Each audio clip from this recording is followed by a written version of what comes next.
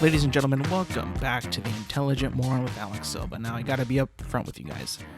If I sound a little unwell, it is because I am a little unwell.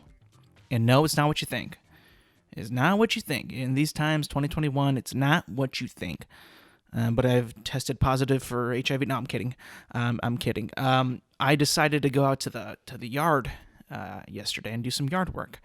And I was out there for a few hours doing weed eating, edging and stuff like that. But what happens is I get this. I always get this type of allergic reaction whenever I do like yard work. Every time it happens, all the time.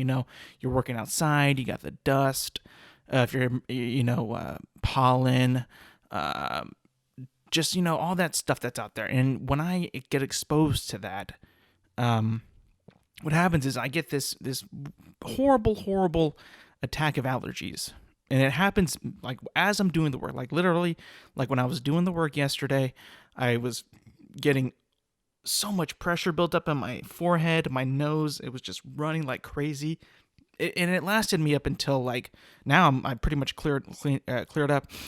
I can breathe actually, and and it's just like it happens every time. And I know that I probably should be taking like a Claritin, Mucinex, whatever, but I never really think that's gonna happen to me.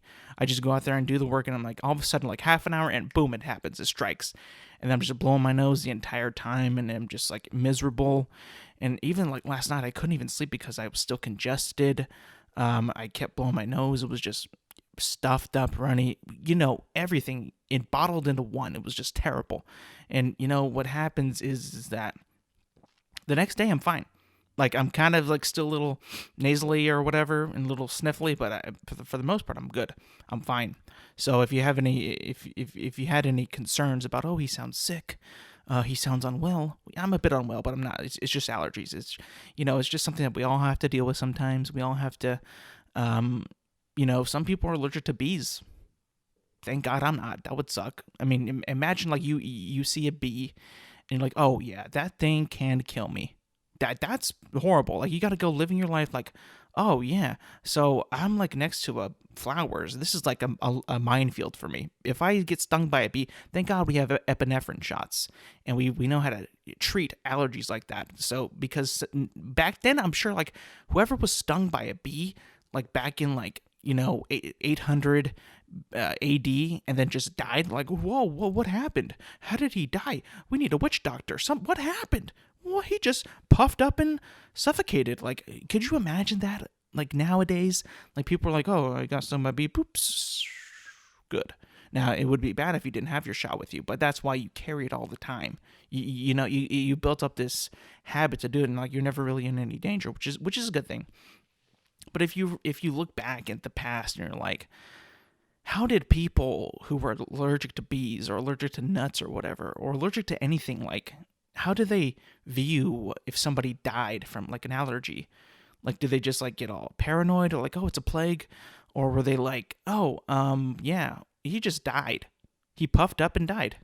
Like, I think to myself, like, how would anybody in those times be like, oh yeah, he just died? Like nobody knew anything because science was so like it was so not even like no foundation really. It was just like beliefs in like God and all that, and like there was like some things that they did that maybe they had like special herbs and all that, and they just were like, oh yeah, drink this, you'll be better hopefully if you don't die.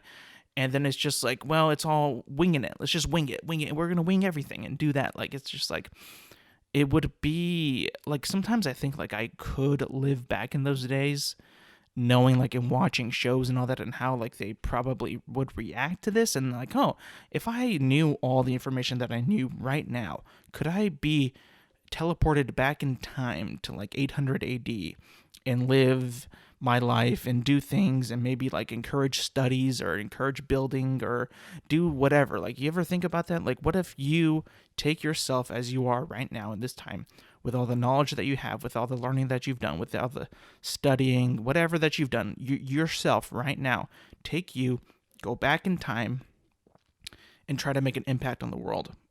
I always like kind of think about that. Like if I did that And if I went it back in time, what I would do is I would say, hey guys, think about this. What if that there's those stars up there are other suns, and around those suns are other planets like us, and those other planets could potentially have life out there. And immediately, what I would think is that I would probably be killed on the spot because that would be such an outlandish thing to say. Everybody would think I'm like some kind of like a weird like satanic thing or whatever. They're like, no, no, no, no, we believe in this and that's how it is. And like back in the day, if like just by like studying and on or looking up things and doing some research and maybe some like other mediums like a movie or a TV show that's pretty historically accurate, those people were probably like usually killed. It's like, oh shit, like, but also like back then, I don't think like a lot of people were like really educated on like talking out of things like that. They were all just like, oh, let's fight now. Oh, we'll settle this with a fight, and I'll meet your men out front or whatever like that. They just settled everything with a fight. And I think what I would do is I would do my best to argue my way out of it. Like they would be so stunned at the way that I would speak to them and the way that I would handle myself. And they'd be like, oh, well, we have to let him go because he just dropped all this knowledge. And then he spoke it so well. And then he was like, he was very articulate with his words. And it made sense. And like, oh, yeah, he's good. He's fine. Like, I would think that I could make that pretty far in that situation. But I also think that my knowledge would eventually run out. And I think but it would all depend on how far I would get. Say I talk myself all the way to becoming king of some nation or country or whatever, and I'm king now. So how does the world view me? Well, King Alex, what is your plan for harvesting these crops? How do we make all these things better? How do we do it faster? And I would say like, well, do you have a plow? Do you have a tractor? Like, no, what is that? And then that's when my knowledge would be like, oh wait, we don't have the materials or the tools to do what I already know how things are done in today's world. So then I'll be like, hell, he's a fraud. Kill him. He led us into doing something that we never have done before, and it doesn't make any sense because in hindsight, or in when you boil it down, I know nothing about like how things are made. If you think about it, like I know we have to farm to get vegetables and fruits and grain and all that. We farm it, yeah, but I don't know how to actually farm it. I would be like, well, so what do? Oh, you dig a hole, you put some water on it, or you cover the hole with the dirt and put some water and let the sun, give it life. Hopefully that'll work. And then they do it and like, well, it's not working. What do we do wrong? Like, oh wait, we need soil, we need manure, we need nutrients for the soil to like grow the plant. And I would have wasted an entire winter or spring doing it, and then we would have no food for the winter, and then we would starve, and then I'd be like, oh shit, well, yeah, I guess I should not have been in this position. I would probably suck at this time because I it's just like a thing. Like, I always think like, if I was actually king, and if I actually did get these people like, in a bad situation where they're like, oh, we can't grow anything, we can't do this, we can't do that, what are we supposed to do? I'd be like, well, shoot, man, what do I do? And then I walk back on that, what I'm saying, and I'm like, yeah, I probably wouldn't be able to succeed or do any better than what people were doing back then, because I'm just like you and everybody else. Like, we think we know how the world works and all that, and we think we know like how to do things, but in reality, it's just like, I don't really know all that much. I just kind of know the basis of it, the basics, and it's just like that's how I know it's supposed to happen, but I don't know like how to really like make it work.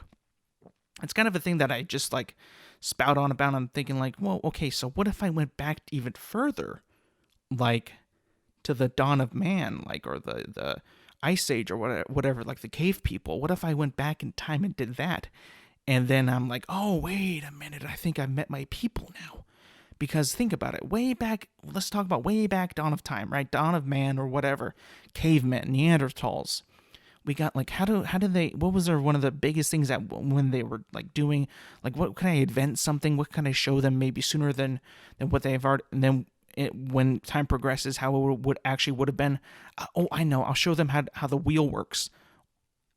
Years before it actually happened, I'll do that, and I'll see if my little involvement or my addition to human knowledge affects us in the future. Because what if I introduce the wheel like maybe 1,000 years or hundreds of years before it actually happened? What would that do? Would that project the future to look a little bit different? Would we be more technologically advanced? What would happen? You know what I mean? But because like I'm dumbing myself down because all I know how to do is like work a wheel. I know how a wheel works, but I wouldn't know how to build the wheel, because and then they'll be like, oh, how do we make the wheel then? Like I would draw them how it would work, and we can use it to roll carriages and roll food goods and all that. We don't have to like drag them or carry them or put them on our heads or whatever. We can just pull them with this wheel.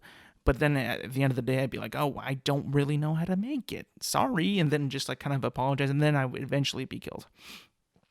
But that all kind of spewed off from allergies and all that. I just kind of wanted to talk about a thing that happened in the news. Cinnamon Toast Crunch cereal.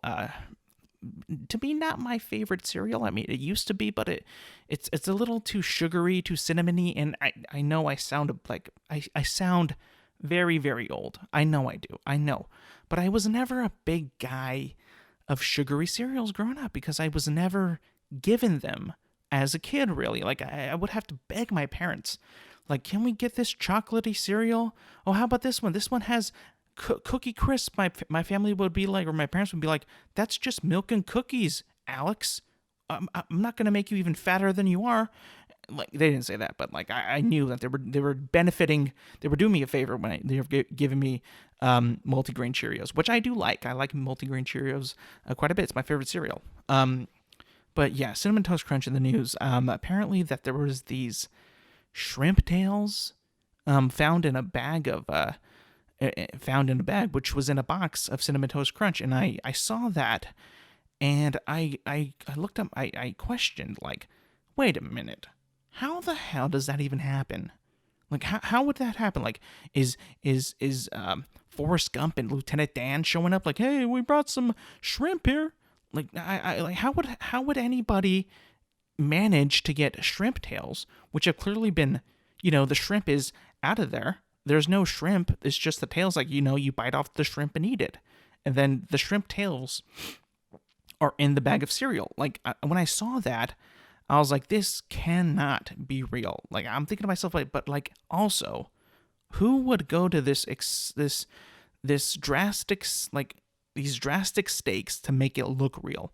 You know what I mean? Like, it just seemed like, all right, this does seem a bit odd, but also at the same time, I kind of think that who in their right mind would have the time, would think of this, and would actually want all this publicity, this all this notoriety, this all this eyeballs at this person, like, of what's happening and all that.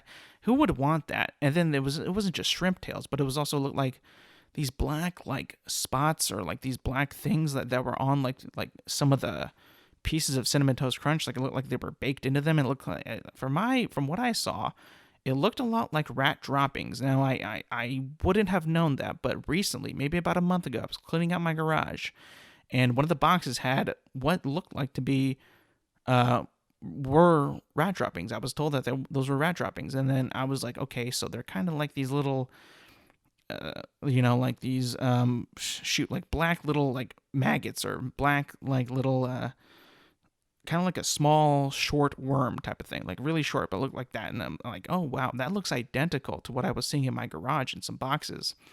Luckily I didn't find a mouse, thank God. I'm terrified, but like still, like that looks like those were like, oh yeah, those got to be rat droppings. Like, that's fucking disgusting. Why would anybody think that? Why would anybody think that somebody would do that? Like, the guy who started to put out notice of it was verified on Twitter.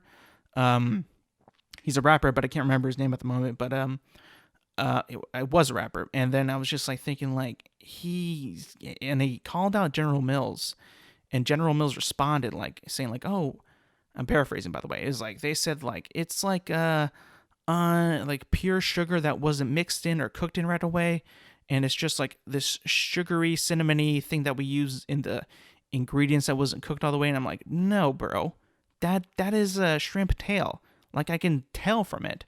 Like it just looks like a shrimp tail. There is no way that that's sugar. And even if that is the sugar, why does it look like a shrimp tail? Shouldn't that be concerning too? Like, wait, bro, what are we eating? Like, what's going on here? Like, in no way, in no situation does General Mills winning out on this. One, if it is real, what you're saying is real, the shrimp tails thingies, or they are shrimp tails, but if those are actually sugar, what the fuck? What is that? Are you putting shrimp in the cereal? That's weird. And then two, wait a minute.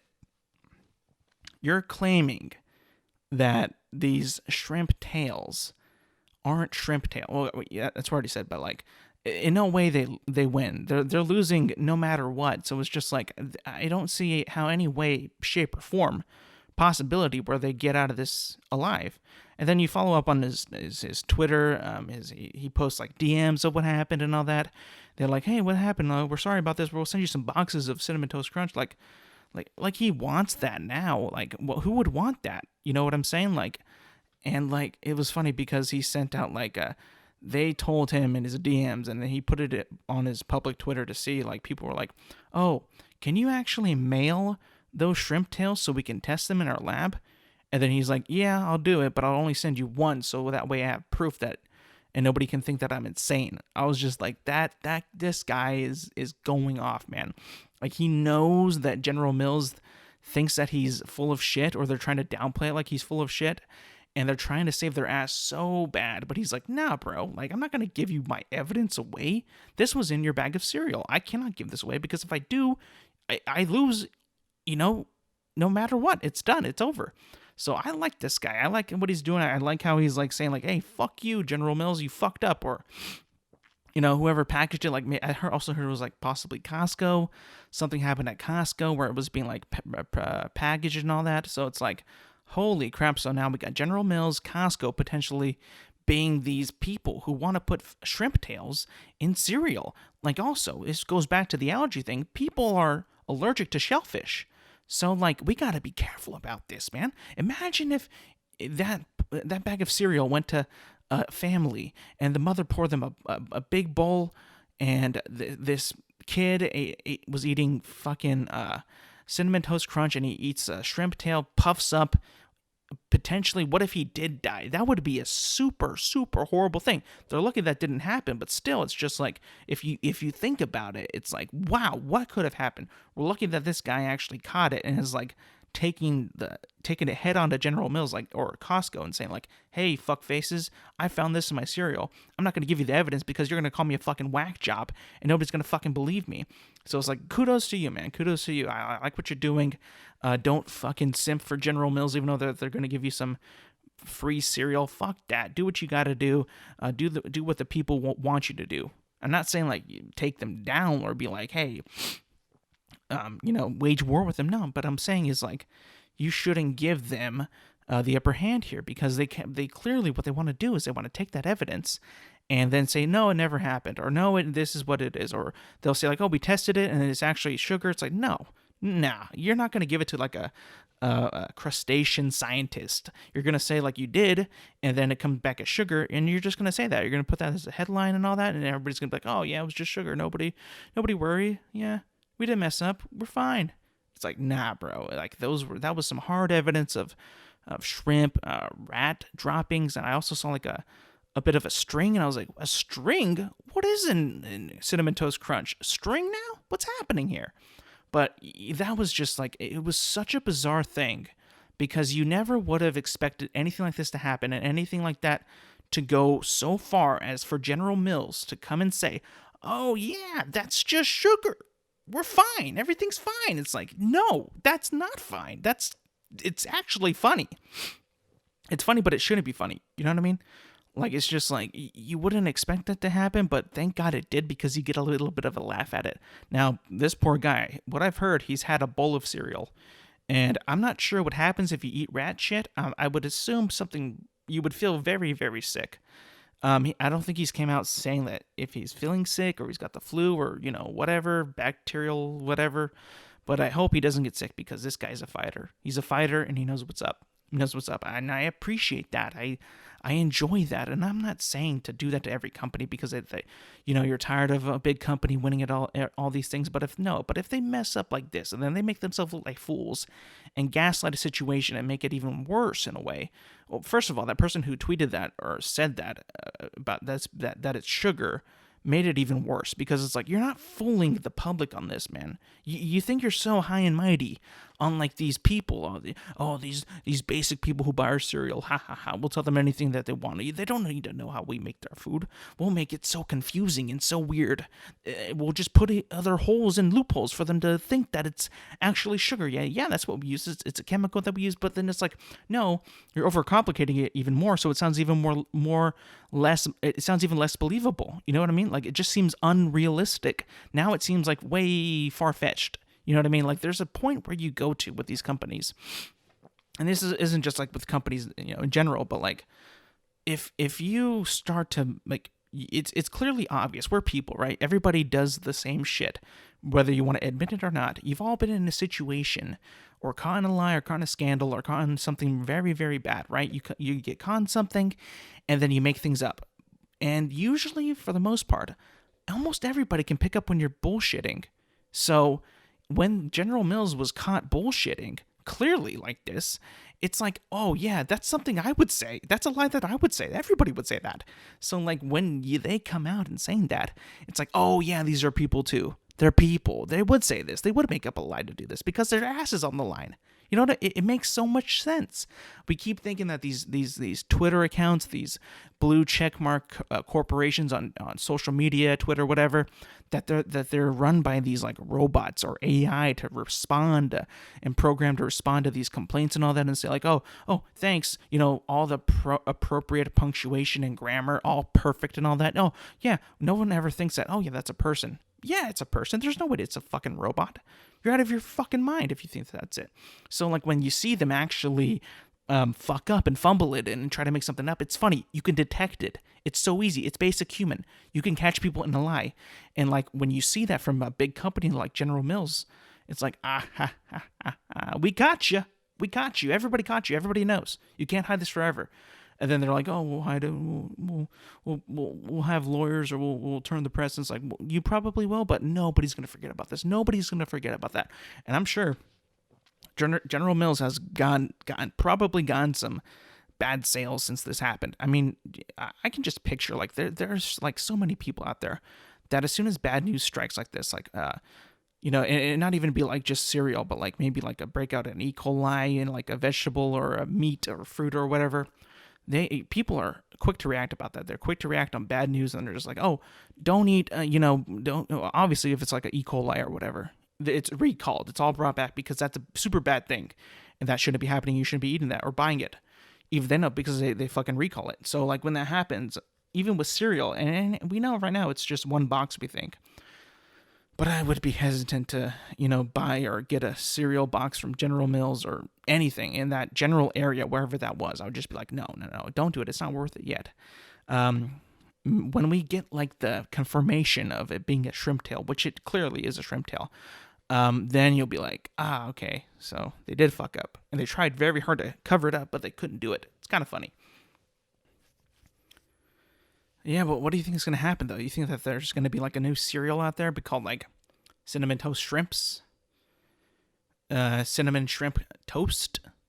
Maybe that there's going to be like, I saw somebody say like on oh shoot, I can't remember, but somebody said like, oh, they're going to put like, whenever they put like a new marshmallow in a Lucky Charms, is going to be a shrimp now. That would be so funny. That would be so funny. Or there'll be like another, another cereal company will be like, no, we don't have shrimp tails in our cereal or whatever.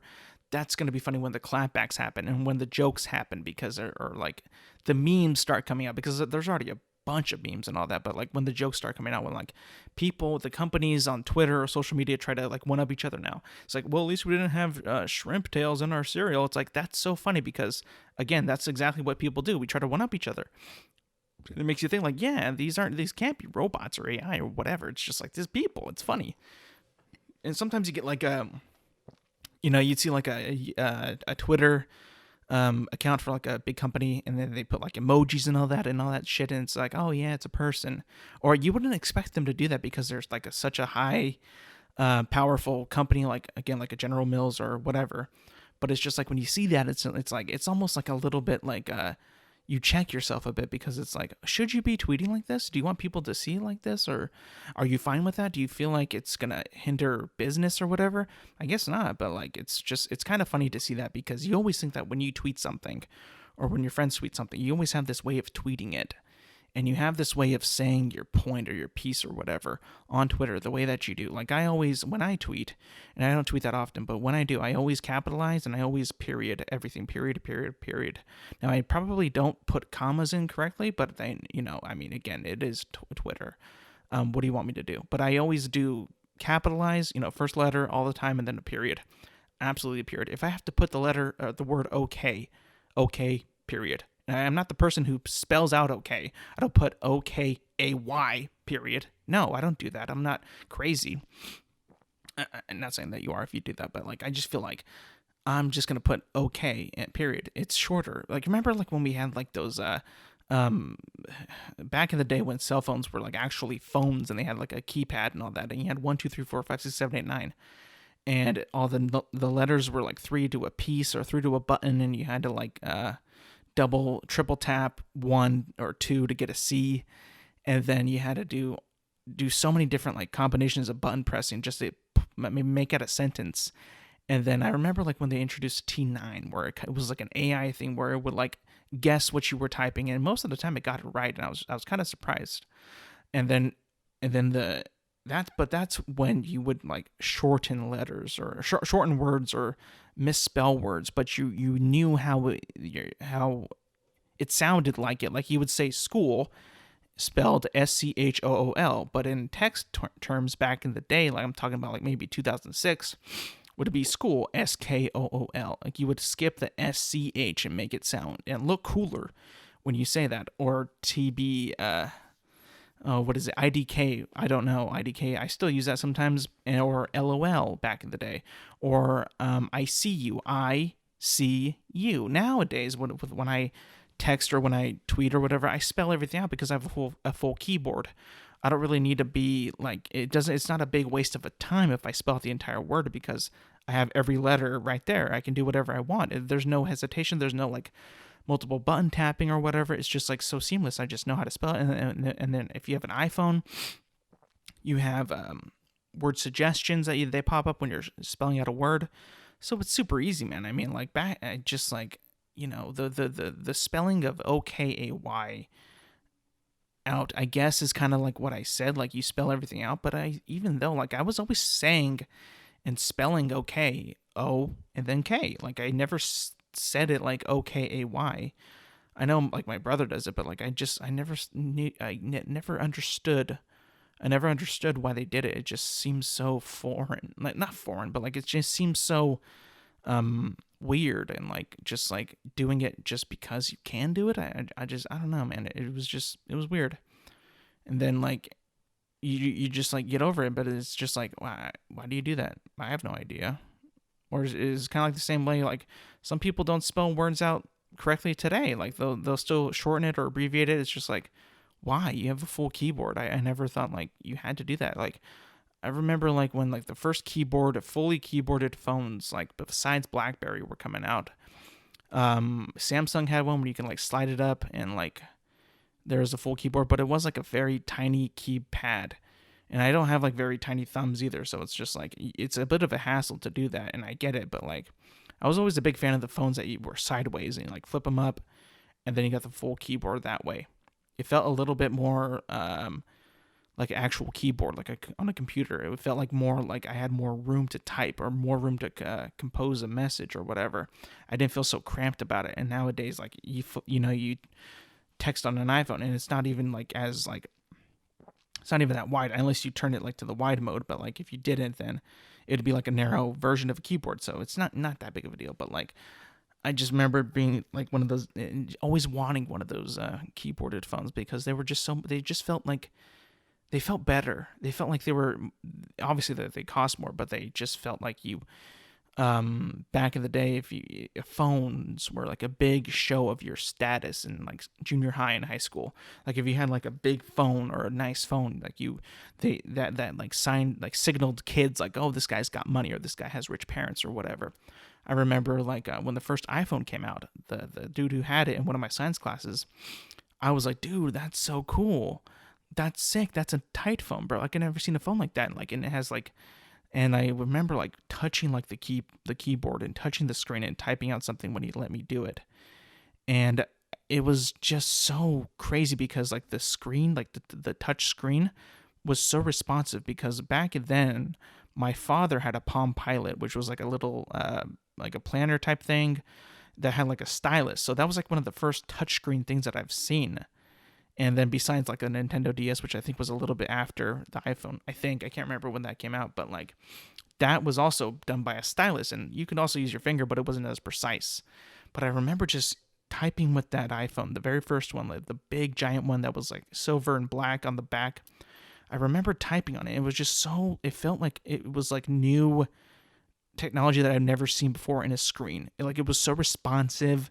There was no lag. There was no like delay. It never messed up. It knew what I was saying, like typing, or it didn't like overtype or mistype or whatever. It was just so precise, and I was just like, wow, this is really like something. Like this is like a breakthrough in phone technology. And like I remember like seeing like the press conferences and all that. Like, oh, you can even go on the internet on your phone. You listen to music. You can text. You can call. You can do everything. I remember those back in the day. Those iPhone commercials were like almost like a hey, look at this new religion here. Come to the iPhone side. You can get all this. You can get all that with the the piano music. It just felt like they were trying to take over the world with their music. Like, hey, we've gotten something that is a big breakthrough. Everybody should have. Everybody should know about it and research it and get one of them because they're gonna change the world. I'm telling you, man. That's what it felt like. It was just like so cool, and it was so different, and I've never seen like a big campaign for a phone like that really ever, really, because back then like phone commercials were like very like poppy, snappy. They weren't like almost like unveiling a new thing. It was just like an upgrade, like we went from buttons to a keyboard to a touchscreen that wasn't that good, and then this one was just like, no, first of all we're all touchscreen.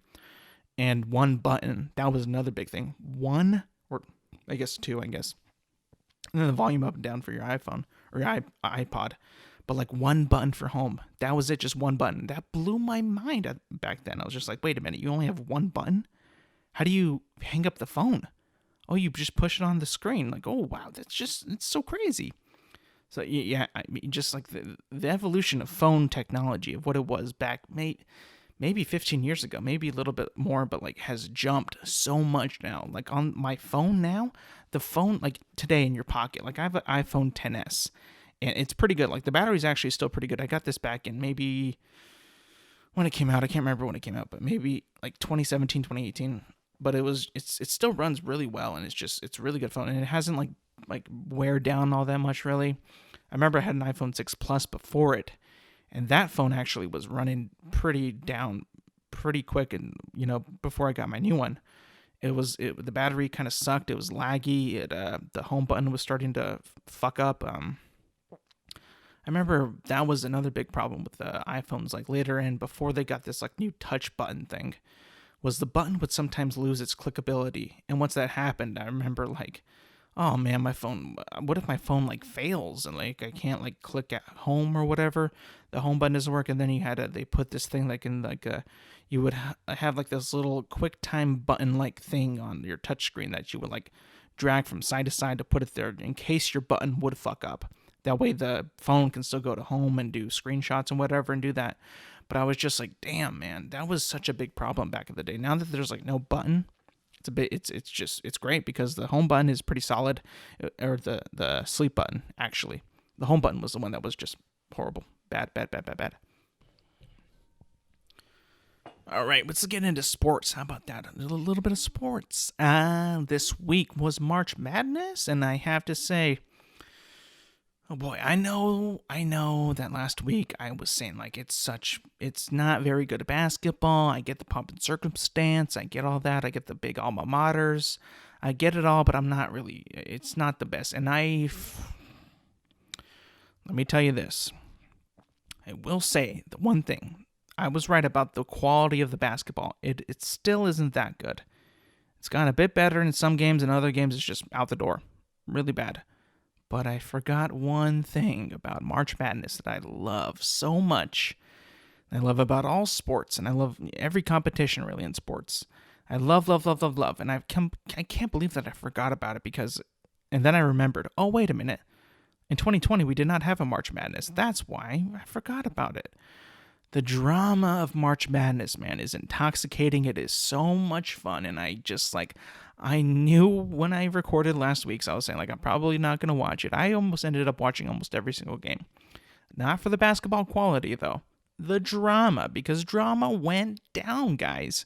Drama went down, and it was just, I couldn't look away because at the end of the day, we're in the Sweet 16 now, and we have 4 Pac-12 teams in the Sweet 16. Isn't that crazy? Now, I'm from California, and I went to Fresno State.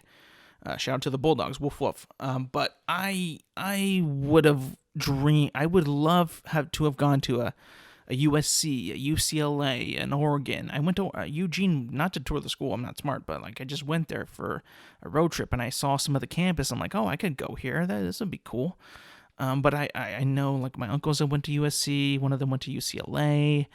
And it was just I wouldn't mind going to those schools. I always knew I couldn't go because I was so fucking dumb, but I in a way I respected those schools. I kind of rooted for them. If they weren't playing Fresno State, I would obviously root for my Fresno State. But if they weren't, I would be oh yeah, I would like to see USC be better in football, or because why not? California, whatever. But it's just now you look at the Sweet 16 and who's in it and who's not in it. I mean, who would have thought that this year, in this Sweet 16, potentially going to go to the Elite Eight, we would have UCLA, USC, Oregon State, I'm just saying it like that way, and Oregon State. Those teams would be potentially moving on, and Duke and Kentucky are not even in the tournament. Is crazy, right? This is probably the most unpredictable, full drama tournament that we've had in years, bro. Years. I can't. We have this other 16th seed oral something. I can't remember the name. I know I'm disrespecting them, but they beat. Oh shoot, I can't even remember who they beat. But we have teams like Illinois, Iowa, Michigan State not even making it. So it's this year is totally unpredictable, and nobody would have guessed any of this to happen because it's just so crazy. And then it's just also another thing is knowing the stories of March Madness and what's happening, the Cinderellas. I forgot about all that shit. I knew it was happening, but it's just having that year off, that tragic year off of March Madness. And watching it now, I just remembered of how much I did enjoy just the drama of it. And I think that's just kind of what we all like about it is we know it's not as good as, the NBA as quality of basketball. We know that. And we all kind of think well, it should sort of be because this is the next step to the NBA. This is how the kids get to the NBA. This is where they get drafted and all that. Scouted, recruited, whatever. And it's just they should be doing a little bit better. But you get the point. But it's just seeing this all happen, seeing it all go down, seeing the coaches, the teams. Who would have guessed that freaking... Oh, what's the team from Chicago with Sister Jean? What's the name? Loyola, I think. Loyola? Yeah, I think. But you look at those guys on their team, and you look at the guys who they beat, Illinois, and then it's just how does that even happen? How did they beat them handedly? Too, they beat them with no mercy. They were just we're on a mission now. We know that you're Illinois, you're the, and they were the small school, but we're gonna beat your ass, and they did. And you look at that team, and it's it's got a bunch of Alex Caruso looking motherfuckers. What I'm saying is they got people who look like they can be pizza drivers, pizza delivery men. It's crazy, but it's just no disrespect to my pizza drivers out there, but it's just you would not expect those guys, those men, those kids to beat these guys like that. So that's what I missed, and I loved watching it again. And it's just we're getting back there. We're coming back. We're coming back. And it's just like, oh, man, if you, I understand if you don't like sports and you don't like March Madness or college basketball, this would be, and obviously, out. I'm out of it. I don't care about this, and I get it. But for somebody who likes sports and who likes passion and who likes drama, oh boy, there's nothing quite like March Madness every year. Oh, it really is nothing like it because it's just so unexpected. It's everybody who does a bracket is like, oh my god, like 10 brackets, 20 brackets, 30 brackets. This year I did one because I knew that it would be wrong, and I'm kind of getting to the point where I just like don't want to fill out a bracket anymore. I really don't, because I look at it and I'm like, okay, this should happen. This has to happen. This probably won't happen. I'll do the opposite. Or this won't happen. I'll do the opposite of that. I remember back in the day, I think it was like maybe 2013, when I was really getting into it as a young kid. Not really young, but I was really getting into it, and I was just like, I think the most I made was like maybe 5 brackets. So I made a bracket where every number one or every higher seed would win every single game. Then I made one that was every lower seed would win every game. So I made actually a bracket where like the winner would be the 16th seed, and I'm like, that's totally not going to happen. But what if it did? And then I made one when I would flip a coin on everyone. Okay, heads for this team, tails for that team. Then I did that in the opposite way. Tails wins, and then did that, all over again. I just thought of these weird ways to make it, just how do I make this as random as possible? Because Eeny, Meeny, Miny, Mo was getting just too redundant. It's predictable. I'm like, how do I make this so random and so weird that it could possibly end up being the most craziest bracket that you've ever done? But it ends up going not fully there, but like pretty close. You know what I mean? Like I've always wanted to be one of those like last few people. There's always like maybe 14 million brackets that are submitted before the tournament starts. And then always after day one, everybody reports that there are only like 100 brackets left after day one. And then you're just like, damn, bro, what if I was one of those people? Like, do I get like press at my house? Do I get an interview? Do I get something? I've always wondered like what happens to those people who have like the perfect brackets still. But it's never really happened after day one, and then day two is just like boom, or it's like over. It dies quickly because it's just like there's no way. It's like not even possible to get a perfect bracket unless you're from the future. So looking back at it, it's just like I missed it so much. It's been a while. It's been fun, and I know I've said it millions of times. It's not the quality of basketball that matters, and I get that. It really isn't. It's all about the drama, baby. The drama, the stakes, and just seeing like watching a number 1 seed fall to a 16th seed is probably, you can go 2 ways. You could hate it with all your guts because of your bracket, or you can love it because you're like me and you love chaos and you love madness, because watching that team, watching Loyola manhandle Illinois is so funny and so comedic and so just not supposed to happen, but does, and it happens with a force, is just one of the most best things that could happen. It's like in Star Wars when the rebels beat the Empire. It's not supposed to happen, but it does, and you feel good about it. You feel amazing. You're like, hey, I feel great. The underdog won. I feel good. The number 1 who was supposed to win it all lost in a most embarrassing fashion, and take that for being so full of yourself. F off. We won. We're the little guys, and we just beat your ass. There's just something about that is so intoxicating that you want to just watch more of them. You want to see how they, be a champion for them. You want to just see what they do. And it's just like, I like seeing that. I like seeing it. Why? Because it's so not scripted. It's so not possible. It's so not thought of. It's so not predicted.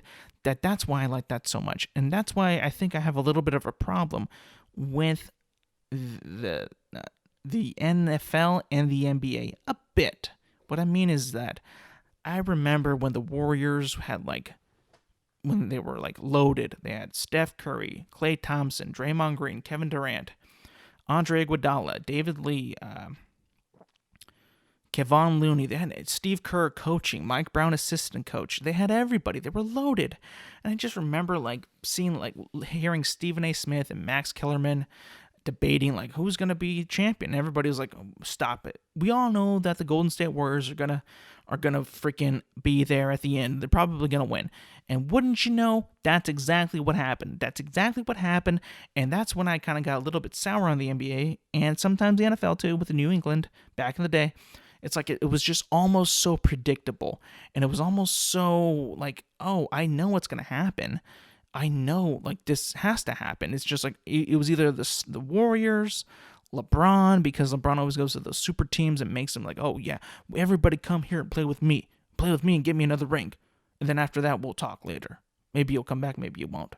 I've always didn't like that about like the NBA and basketball in general. It's because like they always had this mentality of like building these super teams and building these dynasties and building, like, totally making it unfair for everybody else, by the way. Like, if you really think about it, the NBA is very starter heavy.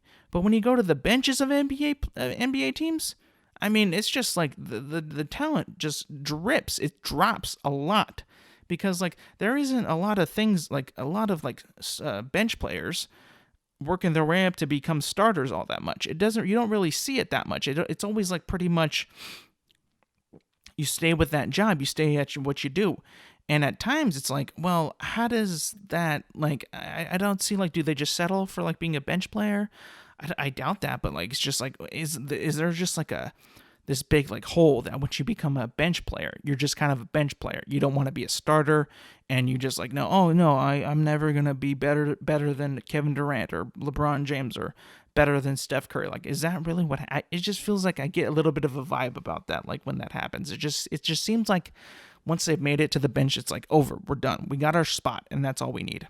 Like you don't see that much in like a sport like football or soccer, really, especially soccer, because I've watched some what is it called on Amazon? It's the Now or Nothings, and there's a couple on there, and you watch it, and like I've been a pretty big fan of soccer for a while. I played it as a kid. I played a lot of FIFA. At times, I was like I supported Barcelona, Manchester City, Manchester United. I would always follow the big clubs with the big names and the big signings and all that. But you watch those docuseries, and you really get, as from an American's perspective, because I didn't know how it really worked. I just kind of assumed it was like American sports.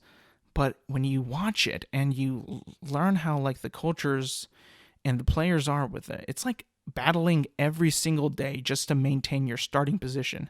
Like if fucking like a winger or like somebody else is dipping their form or not being as confident or not scoring as many goals or giving the ball away, the coach or the manager would be quickly to yank you for somebody else on the bench. And then like with no hesitation either. You know, in the NBA, NFL, you kind of see like coaches would be like, oh, come on, you can do it next game, better next game, better next time. And keep saying like, oh, we'll get him again. Just keep practicing, keep getting better. And they're always like, yeah, we believe in you. He's our guy. We believe that. In Europe, fuck no. That's not even an option. It's whoever can do it, do it. If you're sucking, if you're Harry Kane, striker for Tottenham, if he was dipping in form, the coach would yank him out and be like, you're not starting, it's over. You could return, but like you're not gonna get much playing time. And then that just kind of like dwells on them, and they're almost in like this like betrayal phase. And I'm just so like amazed by it, because I never thought it was even like that. I always thought it was like American sports where they're just like, oh yeah, you'll get better, you'll be there. But and again, it's always not always like, you know, sunshine and rainbows in American sports either. Like I remember when Carson Wentz, he got benched for Jalen Hurts with the Eagles. That was kind of a thing like that. But also I think like that the Eagles just kind of like, you know, like, yeah, Carson's our guy for a little too long. And then he just like kind of imploded at the end. And then I was even worried about Carson Wentz. I was like, is this guy like just like lost everything? Like his confidence has got to be gone. It's almost like his fundamentals just escaped him. Like he seemed so lost on the football field. I was just like, what happened to this guy? 2017, he was leading the Eagles to the Super Bowl. And I know he got hurt and all, but like, and then Nick Foles eventually won the Super Bowl for them. But I was just like, what happened to this guy? He was like a number 2 pick or something like that. He was a pretty high first round pick. I was just like, this guy has lost everything. And then I think last Friday, on the Pat McAfee show, he actually had him on his show before ESPN or all the big networks and all that. And I was actually kind of surprised because I never would have thought that the little Pat McAfee show, which has gotten bigger and better, by the way, got Carson Wentz because Pat McAfee is stationed in Indianapolis, I think. But it was just it was so weird because he was asking him questions like, did you mentally have a breakdown or anything like that? And he was just like, no, everything was just not going our way. Nothing was happening. Nothing was going well. It's not like I didn't lose my confidence or my sanity. It was just nothing was going our way. And I get that as a player. When nothing is going your way, it's hard not to slip into madness or blaming people or just being in this total bubble and of your confusion of what's happening and why am I not performing well. Oh, this is the game that I grew up playing. I love it. I played it all my life, and now I suck at it. Now I can't get a grip on myself. What's happening? I get that. I understand that. And watching him say yeah, man, I was just nothing was going on. Everything was going bad. And then when he got pulled out by the Eagles, he was like, no, I didn't take it anything personal.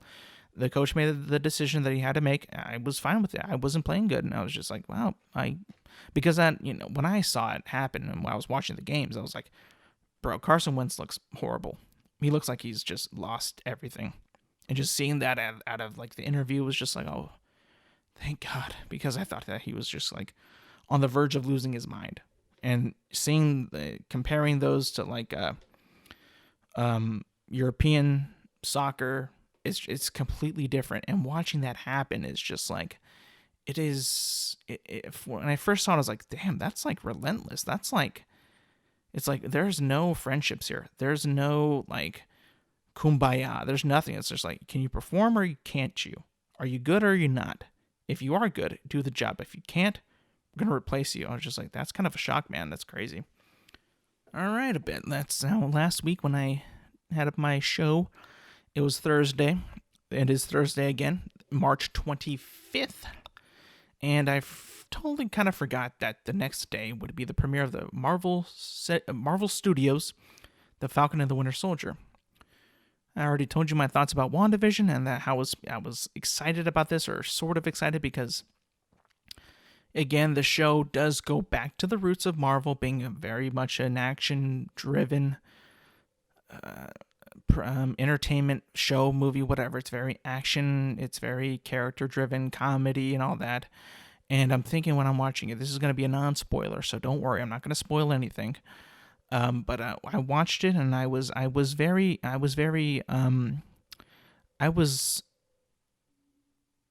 thought that the show had a good start.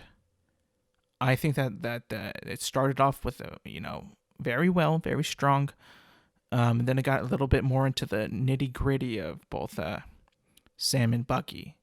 And I liked that a lot. I liked that. I enjoyed that because much like Wanda and Vision, you know that they're important. You know that they're the sidekicks to their boys. Being Sam was a sidekick to Captain America, and Bucky, or not, they were both sidekicks to Captain America. Captain America, yeah. And they were kind of fighting over who's loyal to Cap more. Who they're butting heads with each other, oh, I know Steve more than you. Who knows Steve more? Me. No, me, I do. But it was fun to see how you dug into them deeper, and you dug into them see what goes on in their head and how they've coped with the loss of Captain America, and how they do it in a different way, and how they all have different lives, and how they don't really it's their work as Avengers, and then they go back to their real world. How do they do that? What is it like for them? Do they have problems? Do they have PTSD? Do they struggle at home? What happens? You get all that. You see what happens. You understand where they're coming from. And I liked it. I enjoyed it because, again, I am not trying to I guess this might be one of the first times I don't try to overblow what this show is about. What it is titled is what it is. It's about the Falcon and the Winter Soldier. And it's not going to be, probably not yet, but maybe in the future it might be this big grand thing. Who knows? But from what I've done my research on, from what I've seen, from what I've heard, this is only going to be a 6-part show, a miniseries, if you will. It'll be limited. It's going to be, once it's done, it's done. And I like that. I enjoy that, because if you take a look at what's happened with Marvel, with WandaVision, and the Falcon and the Winter Soldier, what I essentially am seeing is that Marvel has said, let's just take our movie formula, what we've done, for over a decade now, what we've been done with the movies, let's take that formula and let's make it into a limited series, make it like a 6-hour long movie, and put as much as we can, and then we'll move on to the next one. Because I'm thinking, and I was talking to some of my friends and my brothers about this, and they were saying that some of them thought that they wanted more of the show, more seasons, more episodes, and I was thinking that I can see why you would want that. I could see that, but I don't think that the characters themselves right now, as of they are right now, because they're still there's no Avengers yet. If you've spoiler if you haven't seen Infinity War Endgame, but they're not really a team right now. They're all separated. So this it would make sense to have this, wrap up and then continue potentially, but be with other people. It wouldn't really be called the Falcon and the Winter Soldier. It'd be called something else. What if, let's just say, if Sam the Falcon becomes Captain America in the end? Then you wouldn't have to have it as the Falcon and the Winter Soldier. Then it would be the new Captain America, or just Captain America. So it kind of makes sense why you would want it to continue. I get that, but it's just what if their stories progress so much, and what if they, do more things and introduce more people, that it can't just be about the Falcon and the Winter Soldier anymore? You know what I mean? It's more than that. It's kind of like how you, if you look at The Mandalorian in season 1 is completely different from season 2. Completely different. It introduces more characters. It does more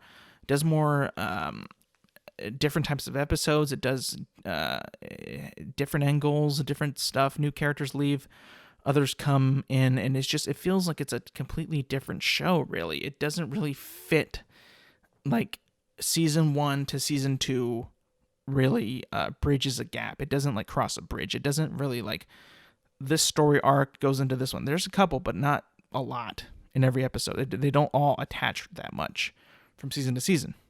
So what I'm thinking is that they're just going to have a new series, a new show that maybe they'll be in it, because there's also movies. Remember, they have to keep tying these into the movies and all that. So I think that they're saying we don't want to drag on a show for multiple seasons, because, and then they'll be in the movies. Maybe they won't be in the movies. It all depends on the contracts and what they sign. Because if you think about it, man, Anthony Mackie and Sebastian Stan have signed on for so many Marvel shows. You got, when they first came on, in Winter Soldier, Avengers Endgame, Avengers Infinity War, this, even more things I think that I'm forgetting, but they're in these so many things, and they're also doing other things as well. But so maybe they don't have the time to freaking coming back to Sam and Bucky. It just doesn't seem like they can afford to do that. You know what I mean? It's tying them down so much, because I remember back then, when they signed Robert Downey Jr. to be Iron Man, they signed him for 8 movies or something like that. It was just a big deal and big contract. It's holy crap, I'm gonna be locked down forever. Am I gonna do anything else?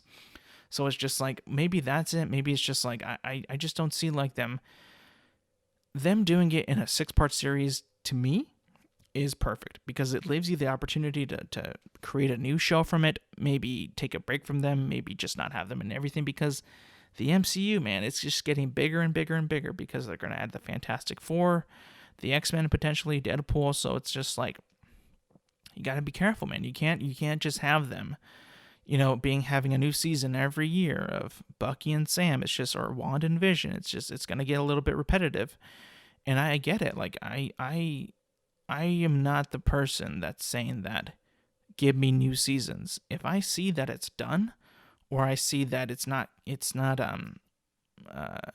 there's no need for it to continue, I'll be fine with it personally. I don't think that anybody would want it to keep going if it ended great.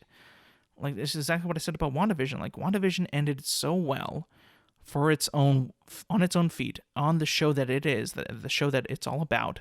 It ended well. It didn't need Doctor Strange, Reed Richards. It didn't need any of that. It was its own thing. And I think if people start to overthink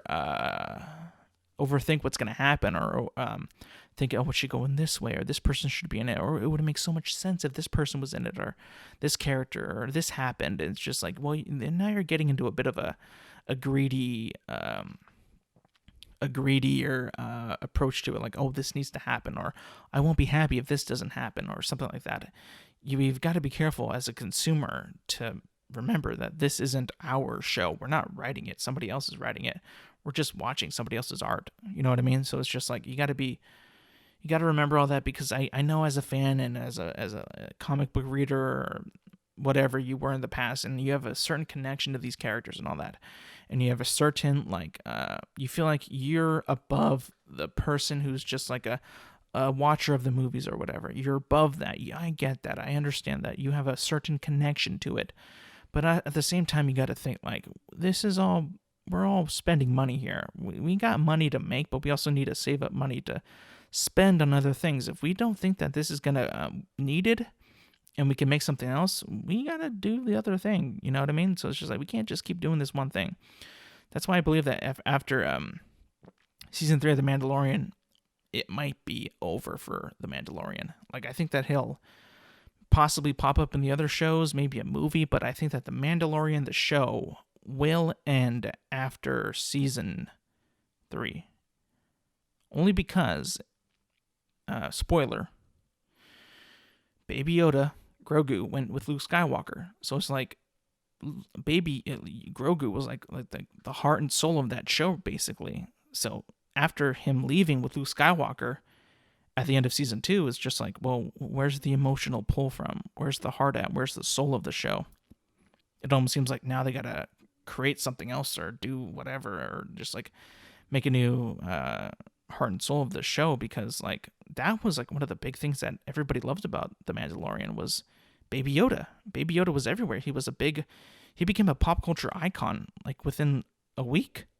I remember like when everybody was waiting for Disney Plus to come out and everybody was going to watch The Mandalorian, everybody was going to say, how is this going to be? The first Star Wars live action TV show is going to be good, bad, okay, what's going to happen? And I remember after that one episode, everybody was talking about Baby Yoda. At the time, he did not have a name, so everybody was just calling him Baby Yoda.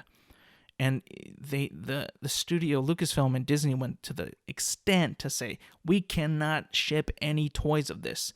I know it's a big part of our how we were going to make money and products and all that, and toys sales and all that. I know that it's a big thing that what we do, but we need to hold off on this because the reveal and the fans are going to lose their minds and all that. And thank God that they listen, because if you start putting out toys for like Baby Yoda in The Mandalorian and people see that, I guarantee you it is not going to be as big of an impact as it would have been if it just came out and you saw, oh, that's a fucking Baby Yoda. What is that? Who is he? Is he Yoda's son? What happened? Did Yoda shack up with Yaddle? What happened? Like, that'd be such a waste of a reveal, and I guarantee you it would not have had as big of an impact as it did when it originally was debuted. I guarantee you it just wouldn't have that much magic or heart to it. So what they did and what Jon Favreau and Dave Filoni did when saying like, we cannot sell these toys. We cannot until they actually see it. And it wasn't a good thing, because I remember like people who then, once the toys went on sale, it took like them over a year to get the toy. Like, shoot, man, like they were so backed up on it because the demand of the toy when they saw it, and when the demand of the toy is just like they can't keep up with it, and it's just like, wow, imagine if they put it out like a regular toy and everybody saw it and everybody was like, oh, what's this toy? Oh, Baby Yoda and the Mandalorian. Oh, cool, whatever. I guarantee the impact would not have been as good, not as big, not as fulfilling, not as good. I guarantee you that. So that's what I think is going to happen with the Falcon Winter Soldier. Going to be a one series thing, limited, do its thing, be done with it. Maybe open the door for a new show, a new movie potentially. They're still making movies at Marvel, so that could happen too. But I think once it's done, everybody's going to be like, if it ends well, then it will be over. It will be done, and we'll all be satisfied, and hopefully that nobody wants another season, and they can move on with these characters and put them in other things and do other things with them. Because this is just like going to be like, I feel like these shows are going to be like Iron Man 1. They're going to be big setups to other things, greater things, bigger things. That's what WandaVision did. WandaVision was a big setup to introduce Agatha, magic, witches, even though that was already kind of in there, but like now the potential of Doctor Strange in it or whatever. It's a big setup because Marvel wants to continue to make these things for years and years and years to come. Years. So they're not going to, they know what they're doing. You know me, I've criticized Marvel heavily whenever I think that they need to be criticized. Whether it be a movie, I still think that Guardians of the Galaxy 2 is their worst film ever. It's really bad. That's my opinion, though. And I think Infinity War is better than Endgame. I do. But I can't doubt them, and I can't deny them, that they, with a shadow of a doubt, have no idea what they're doing. They know exactly what they're doing.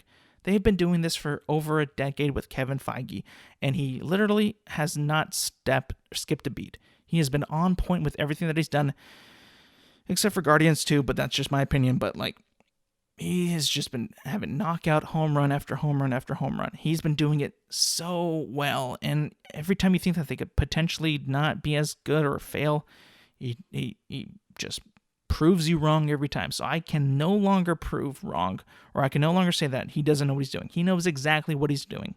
Exactly what he's doing.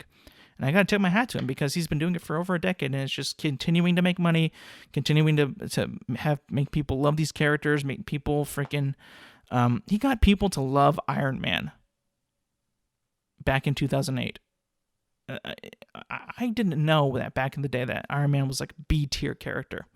I thought he was like a bigger character, but it turns out, like what the comic book people say, like he wasn't even that big of a character. Like Captain America, Iron Man, those were like the B-tier. Like when we talk about A-tier, Marvel, like Spider-Man, Wolverine, Hulk, those guys were like A-tier.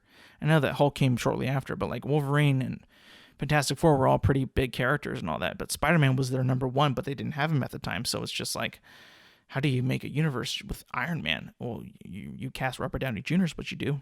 You cast Robert Downey Jr. and you make it a fun movie with a good characters, with funny jokes. Even though I think that the jokes have gone a little bit too far in some movies. The WandaVision tamed that a bit, but we'll see in the future. But it just continues to grow, continues to impress, and continues to prove me wrong and others wrong. So kudos to you, Marvel. You're doing a great job. Great job. I'm not trying to be sarcastic. I actually think that they're doing a very, very good job. Well, that's going to be it for this episode today. A little bit shorter, a little bit not as long. I figured I'd shorten it, shave it a bit, not to have as many topics as last time or the time before, and try not to ramble as much. Clearly, I did ramble a bit, but thank you guys. Thank you for listening. Thank you for watching. As always, you can follow the channel, Intelligent Moron with Alex Silva on YouTube. Video is coming. Trust me, video is coming. It is coming. I know how much you want to see me, how much you want to look at me, and I miss the days back when podcasts were just audio. You didn't have to care about video, but you know, YouTube is a big platform. There's always potential on YouTube. You gotta go to video. Back in the day, you couldn't, and I know like I should be, but I don't have the equipment yet. But I'm getting there. I'm getting it. I know that you're going to want to see me, and I know that you're going to want to see what I look like or how I talk or the setup in the studio or whatever. I know that, so that's coming. So I want to thank you for watching on YouTube. Thank you for liking, subscribing, commenting, enjoying, hopefully. You can find me there, the channel at Intelligent Moron with Alex Silva. And a big one, you can find us on me on this show on Apple Podcasts, Spotify, at Intelligent Moron with Alex Silva. I would appreciate it if you would rate and review on Apple Podcasts, because that helps a lot. Get some feedback, leave a star review, star rating, and let me know what you think, man. Yeah, thank you so much for watching. Thank you for listening, and I will see you back next week.